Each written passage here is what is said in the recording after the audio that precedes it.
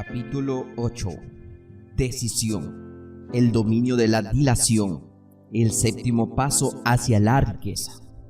El análisis efectuado sobre más de 25,000 hombres y mujeres que habían experimentado el fracaso puso de manifiesto el hecho de que la falta de decisión era casi siempre el motivo que encabezaba la lista de las 31 grandes causas del fracaso.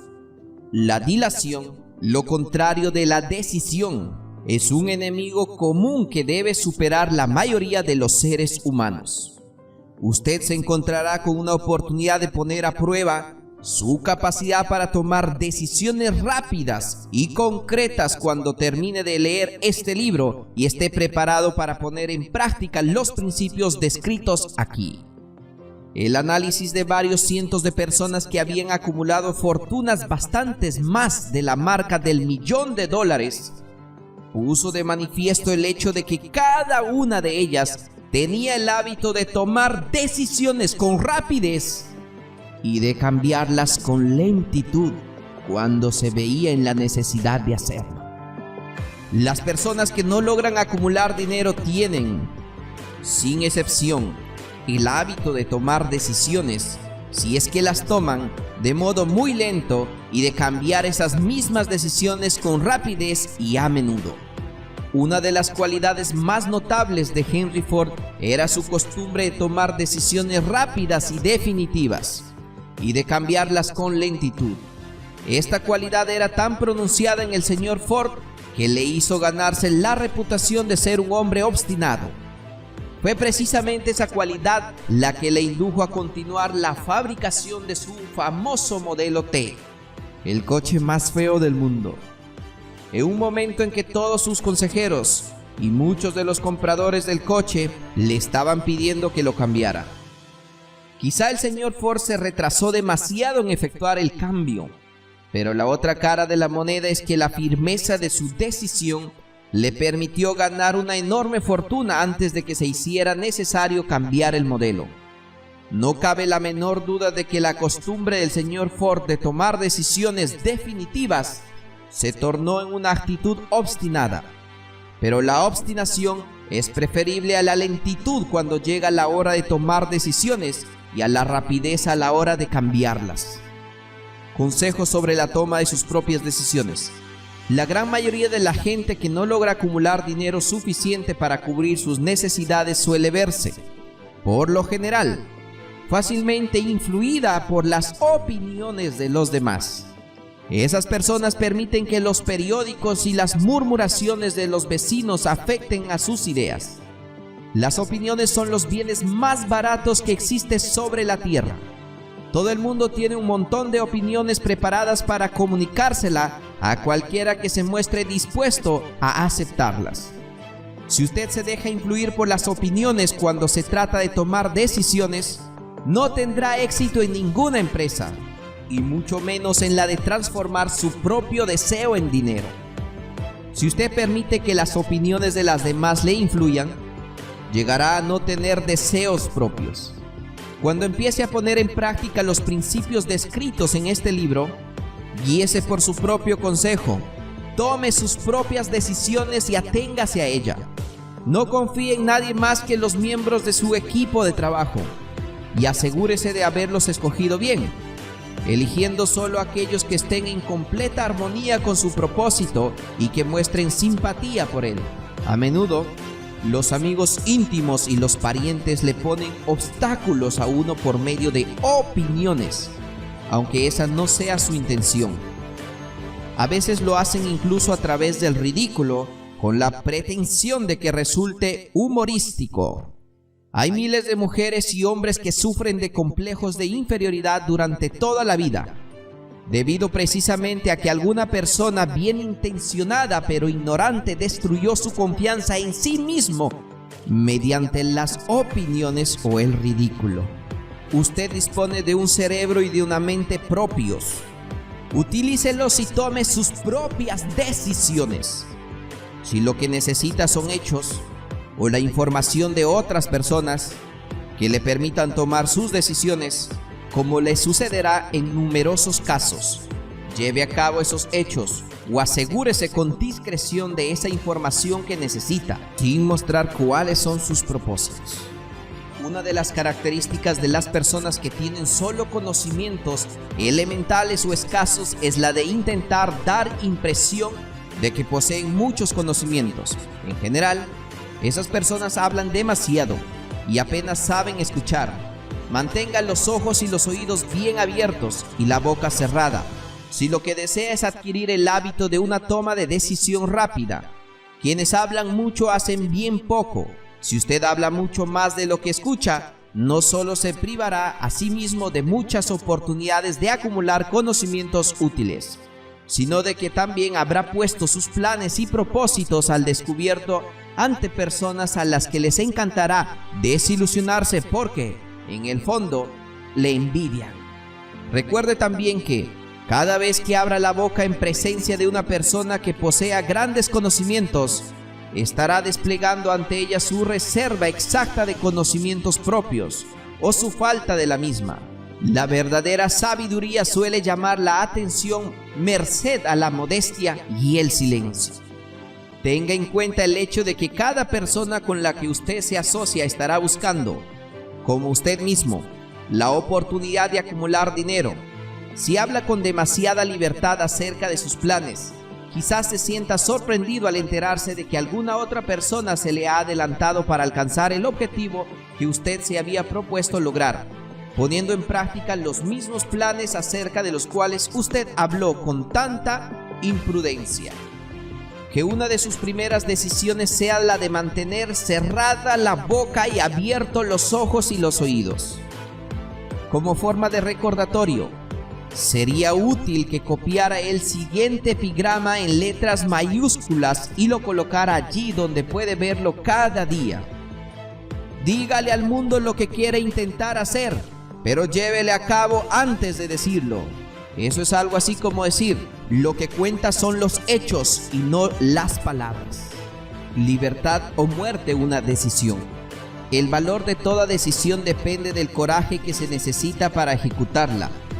Las grandes decisiones, aquellas que constituyeron los fundamentos de la civilización, fueron tomadas asumiendo grandes riesgos, lo que a menudo significó la posibilidad de encontrar la muerte. Lincoln tomó la decisión de promulgar su famosa Declaración de la Emancipación, mediante la cual se otorgaba la libertad a las personas de color en Estados Unidos, a sabiendas de que ese acto pondría a miles de amigos y partidarios políticos. La decisión de Sócrates de tomar la venosa cicuta en lugar de comprometer sus creencias personales fue un acto de gran valentía. Se adelantó 1000 años a su tiempo y dio el derecho a la libertad de pensamiento y de palabra a todos los que no habían nacido aún. La decisión del general Robert Lee de apartarse de la Unión y tomar partido por la causa del sur también fue una acción valerosa, pues él sabía que podía costarle la vida, además de la de muchas otras personas. 56 que se arriesgaron a la horca, pero la mayor decisión de todos los tiempos, en lo que se refiere a los ciudadanos de lo que más tarde sería Estados Unidos, se tomó el 4 de julio de 1776 en Filadelfia, cuando 56 hombres estamparon sus firmas en un documento que, como muy bien sabían, aportaría la libertad a todos los estadounidenses, o bien dejaría a cada uno de los 56 colgados en una cuerda por el cuello. Sin duda alguna, habrá oído hablar de ese famoso documento, aunque tal vez no haya extraído del mismo la gran lección de logro personal que nos enseña de un modo tan sencillo. Muchos recuerdan la fecha en que esa gran decisión fue tomada, pero pocos se dan cuenta del valor que se necesitó para ello. Recordamos nuestra historia, tal como os la enseñan. Recordamos las fechas y los nombres de los hombres que lucharon, pero en realidad sabemos muy poco acerca de las fuerzas reales que había detrás de estos nombres, fechas y lugares, y sabemos menos todavía sobre el poder intangible que nos aseguró la libertad. mucho antes de que los ejércitos de Washington llegaran a Yorktown.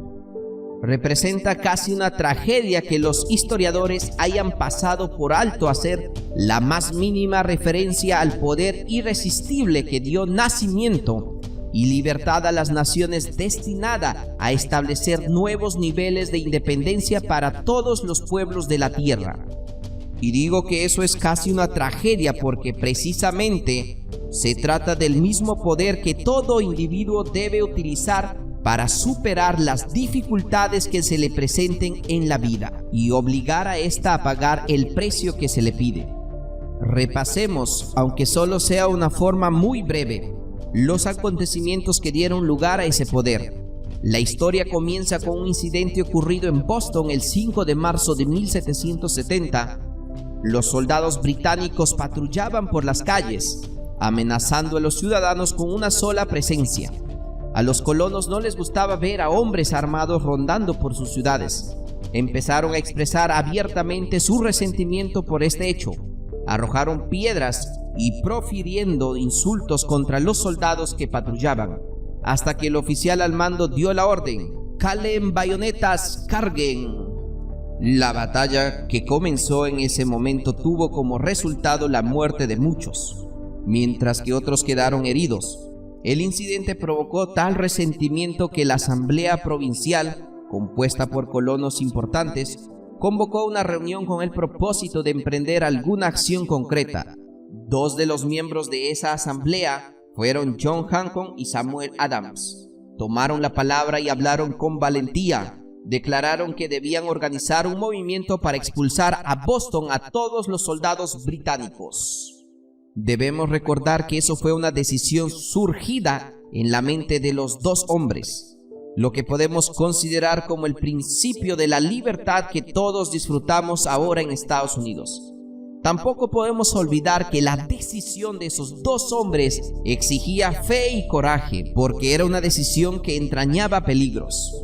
Antes de que la asamblea terminara, Samuel Adams fue elegido para visitar al gobernador de la provincia, con el objeto de exigirle la retirada de las tropas británicas. La petición fue aceptada y los soldados se retiraron de Boston, pero el incidente no quedó zanjado por ello. Había provocado una situación cuyo desenlace estaría destinado a cambiar el rumbo de toda una civilización.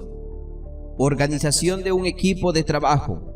Richard Henry Lee adquirió un papel importante en esa historia. Samuel Adams y él se comunicaban entre sí con frecuencia por correspondencia, compartiendo temores y esperanzas acerca del bienestar del pueblo en sus respectivas provincias. A raíz de esta práctica, Adams concibió la idea de que un intercambio mutuo de cartas entre las 13 colonias podrían ayudar a conseguir la coordinación de esfuerzos que tanto necesitaban en cuanto a la solución de sus problemas. 2 años después del enfrentamiento con los soldados británicos en Boston, en marzo de 1772, Adams presentó esta idea ante la asamblea en forma de una moción para que se estableciera un comité de correspondencia entre las colonias, que contara con corresponsales nombrados en cada una de las colonias, con el propósito de una cooperación amistosa para la mejora de las colonias de la América Británica. Eso constituyó el principio de la organización de un poder mucho más amplio, destinado a conseguir la libertad para todos los colonos y sus descendientes. De este modo se organizó el equipo de trabajo, que estaba compuesto por Adams, Lee y Hancock. El comité de correspondencia fue organizado. Hasta ese momento, los ciudadanos de las colonias habían llevado a cabo una desorganizada oposición física contra los soldados británicos, a través de incidentes similares a los tumultos de Boston. Pero de todo ello no se había derivado ventaja alguna. Sus agravios individuales no habían sido consolidados bajo un equipo de trabajo. Ningún grupo de individuos tenía puestos sus corazones, mentes, almas y cuerpos juntos en una decisión concreta para solucionar de una vez por todas sus problemas con los británicos, hasta que Adams, Hancock y Lee se pusieron a trabajar juntos. Mientras tanto, los británicos tampoco permanecieron de brazos cruzados. También ellos se dedicaron a efectuar alguna planificación y a formar equipos de trabajo propios, con la ventaja de contar con el apoyo del dinero y de un ejército organizado. Una decisión que cambió la historia. La corona nombró a Gage para sustituir a Hutchinson como gobernador de Massachusetts.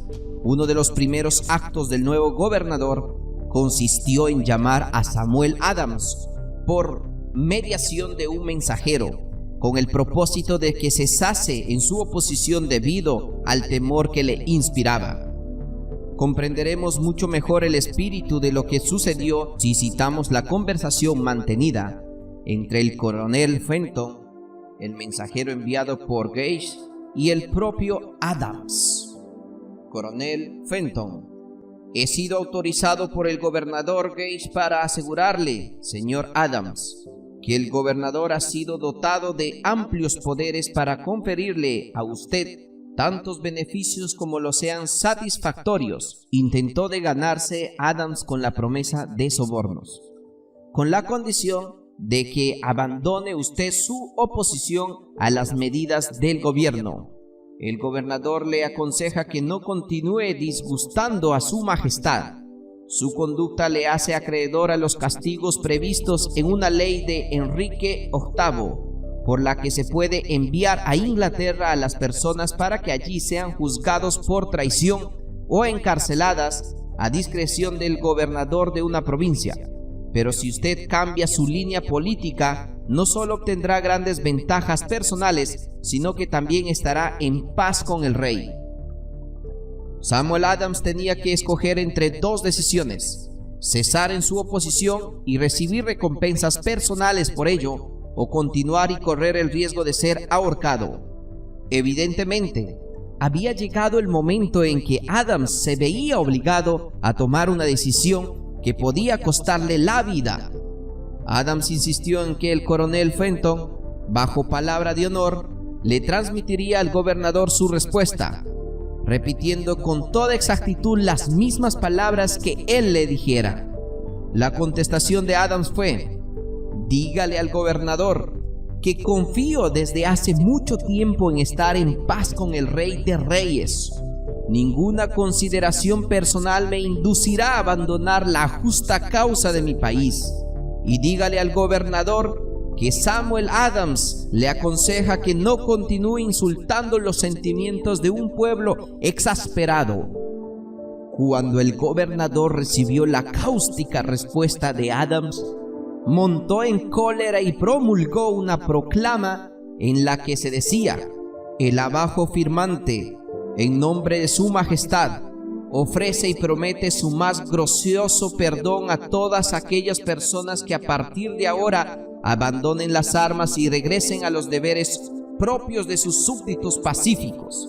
Las únicas excepciones del beneficio de tal perdón son Samuel Adams y John Hancock, cuya ofensa, de naturaleza demasiado flagrante, no admiten otra consideración que la de un adecuado castigo.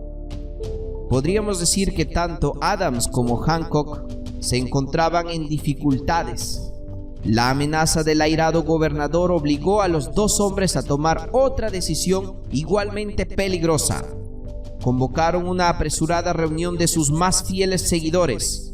Una vez todos estuvieron presentes, Adams cerró la puerta con llave, se la metió en el bolsillo y les informó de que era un imperativo organizado un congreso de los colonos y que nadie abandonaría aquella habitación hasta que se hubiera tomado la decisión de convocar dicho congreso. A este anuncio siguió una gran excitación. Algunos sopesaron las posibles consecuencias de tal radicalismo. Otros expresaron graves dudas en cuanto a la prudencia y a la conveniencia de una decisión tan definitiva, que desafiaba claramente a la corona. Encerrados en aquella habitación había dos hombres inmunes al temor, ciegos ante la posibilidad del fracaso: Hancock y Adams. Gracias a la influencia de sus mentes, los demás fueron inducidos a aceptar que debían establecer acuerdos a través del Comité de Correspondencia para convocar al primer Congreso Continental que se celebraría en Filadelfia el 5 de septiembre de 1774. Vale la pena recordar esa fecha, es mucho más importante que la del 4 de julio de 1776. Si no se hubiera tomado la decisión de convocar un Congreso Continental, tampoco se habría llevado a cabo la firma de la Declaración de Independencia. Antes de que la primera reunión del nuevo Congreso se celebrara, otro líder, que se encontraba en otra parte del país, se hallaba profundamente enfrascado en la tarea de publicar el texto Visión sucinta de los derechos de la América Británica. Se trataba de Thomas Jefferson, de la provincia de Virginia, cuyas relaciones con Lord Domer, representaba de la corona en Virginia, era una tensa como las de Hancock y de Adams con su gobernador.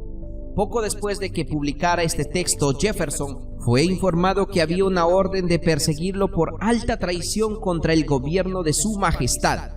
Inspirado por la amenaza, uno de los colegas de Jefferson, Patrick Henry, expresó con claridad lo que pensaba y concluyó sus observaciones con una frase que se ha hecho clásica desde entonces: si esto es traición, que sea la mayor de todas. Fueron hombres como estos los que sin poder, sin autoridad, sin ejército y sin dinero tomaron asiento en solamente consideración del destino de las colonias, dando inicio así a la apertura del primer Congreso Continental, que continuaron celebrando cada año hasta que el 7 de junio de 1776, Richard Henry Lee se levantó, se dirigió a la presidencia y, ante el asombro de la asamblea, presentó la siguiente moción: caballeros, presento la moción de que estas colonias unidas son y deben ser por derecho estados libres e independientes, absueltos de toda alianza con la corona británica, y que toda conexión política entre ellos y el país de Reino Unido está disuelta, y así debe quedar.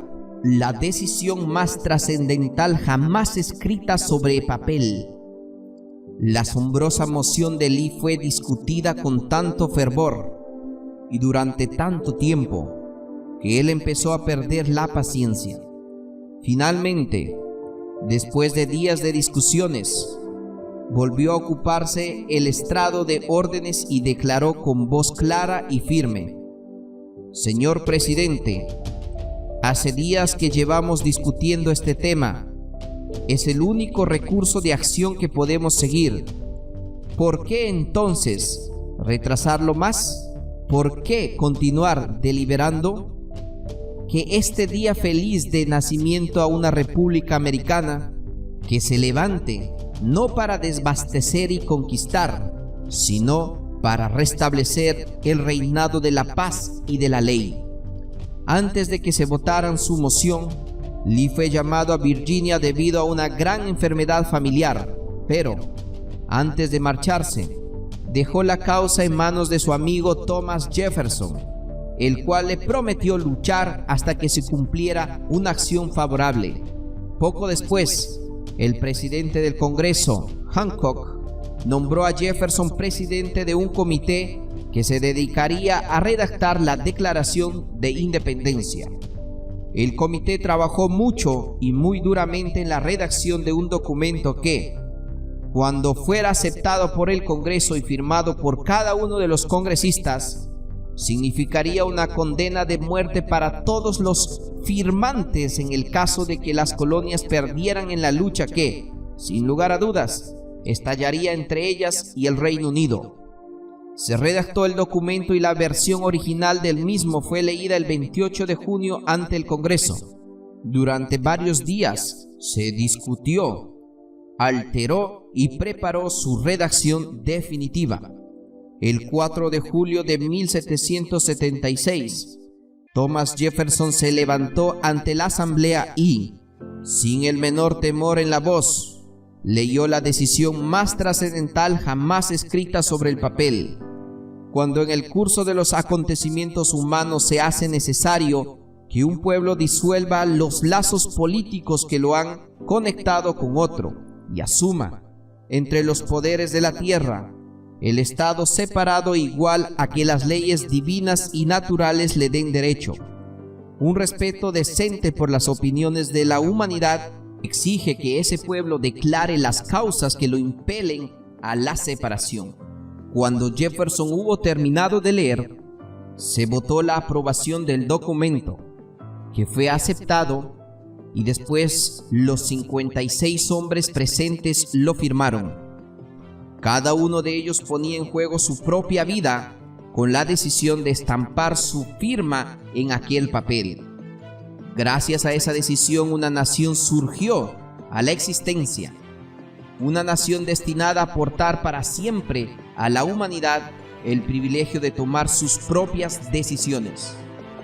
Al analizar los acontecimientos que condujeron a la Declaración de Independencia, podemos estar convencidos de que esta nación, que ahora ostenta una posición de respeto y poder entre todos los demás países del mundo, fue el fruto de la decisión de un equipo de trabajo compuesto por 56 hombres. Observe bien el hecho de que su decisión fue lo que aseguró el éxito a los ejércitos de Washington, porque el espíritu de esa decisión estaba en el corazón de cada uno de los soldados que lucharon con él, y sirvió como un poder espiritual que no reconoce lo que es el fracaso. Observe también, y para mayor beneficio personal, que el poder que dio la libertad a esta nación es el mismo poder que todo individuo ha tenido que utilizar para alcanzar su autodeterminación. Este poder está hecho a partir de los principios descritos en este libro. No resulta difícil detectar en la historia de la Declaración de Independencia al menos 6 de estos principios: deseo, decisión, fe, perseverancia, equipo de trabajo y planificación organizada. Sepa lo que quiere y, en general, lo conseguirá. A través de toda esta filosofía se encuentra la sugerencia de que el pensamiento, apoyado por un fuerte deseo, tiene una tendencia a transformarse en su equivalente físico. Tanto en esta historia como en la de la organización de la unidad Stats Steel Corporation hallamos una descripción perfecta del método mediante el cual el pensamiento produce esta asombrosa transformación. En su búsqueda del secreto del método, no espere milagro alguno, porque no lo hay. Solo encontrará las eternas leyes de la naturaleza. Esas leyes están disponibles para toda aquella persona que tenga la fe y el valor suficiente para utilizarlas. Pueden ser empleadas bien para aportar libertad a una nación, bien para acumular riquezas. Quienes toman decisiones con rapidez y de un modo definitivo, saben perfectamente lo que quieren y, en general, lo consiguen. Los líderes en todos los ámbitos de la vida son personas que deciden con rapidez y firmeza. Esa es la razón principal por la que se han convertido en líderes. El mundo tiene la costumbre de abrir pasos al hombre cuyas palabras y acciones muestran que sabe dónde se dirige. La indecisión es un hábito que suele aparecer en la juventud. El hábito adquiere permanencia a medida que el joven pasa por la escuela, el instituto e incluso la universidad sin una definición de propósito. El hábito de la indecisión acompaña al estudiante cuando inicia el trabajo que elige hacer, si es que lo elige. En general, el joven que acaba de terminar sus estudios busca cualquier trabajo. Acepta el primero que se le ofrece porque ha caído en el hábito de la indecisión. 98 de cada 100 personas que trabajan en la actualidad a cambio de un salario ocupan los puestos en los que están porque les faltó la firmeza de decisión necesaria para planificar cómo alcanzar un puesto determinado, así como el conocimiento acerca de cómo elegir al jefe. La firmeza de decisión exige siempre valor y, a veces, incluso mucho valor. Los 56 hombres que firmaron la Declaración de Independencia pusieron sus vidas en juego cuando decidieron estampar sus firmas en aquel papel. La persona que toma la firme decisión de conseguir un puesto de trabajo determinado y de que la vida le pague el precio que pide, no pone en juego su vida con esa decisión. Lo único que se juega es su libertad económica. La independencia financiera, la riqueza, un negocio deseable o un buen puesto profesional no se encuentra al alcance de la persona que descuida o rechaza la expectativa, la planificación y la exigencia de esas mismas cosas. El que desea obtener riquezas con el mismo espíritu con el que Samuel Adams deseó obtener la libertad para las colonias, seguro que terminará por acumular una gran fortuna.